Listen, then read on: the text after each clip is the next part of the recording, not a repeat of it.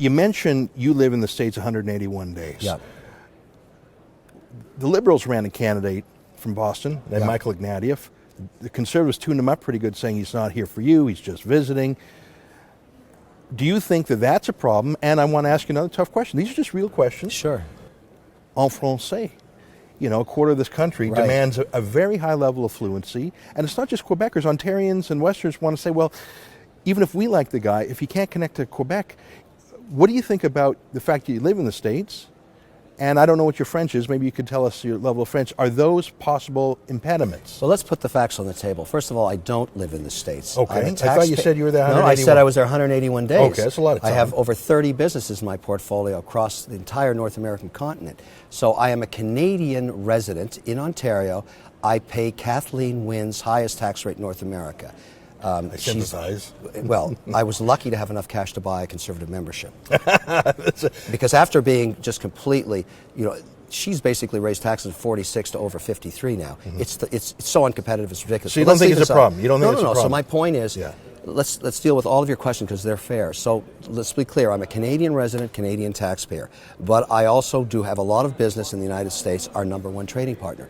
My ability to have worked for decades in both countries is a huge advantage that none of these constituents have. Mm-hmm. It's unique to me. I understand how to get deals done. I know what it takes to be competitive globally. I travel all over the world because I'm involved in the mutual fund and ETF business for my investors. That's what I do, yet I'm a proud Canadian. That's number one point. Number two, I was born in Montreal. I am a Quebecer. I understand Quebecers, and I am bilingual. Are you? Well, let me explain. I speak the language of English. I'm an English Quebecer. I also speak the language of jobs and economic fiscal policy and the ability to make Quebec competitive and deliver what the Quebecers want. They know I have their back. I'm not worried that I don't speak French or Italian or Chinese.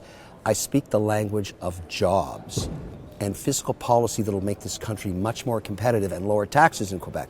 That's what Quebecers want. I'm born there. Look, we're 20-something% of the country's population.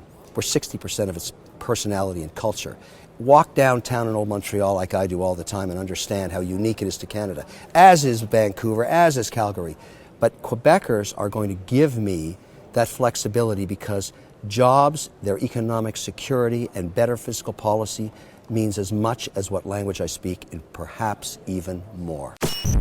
Thanks for watching. Click here to never miss a Rebel update. Want even more of the Rebel? Well, click here to become a premium member.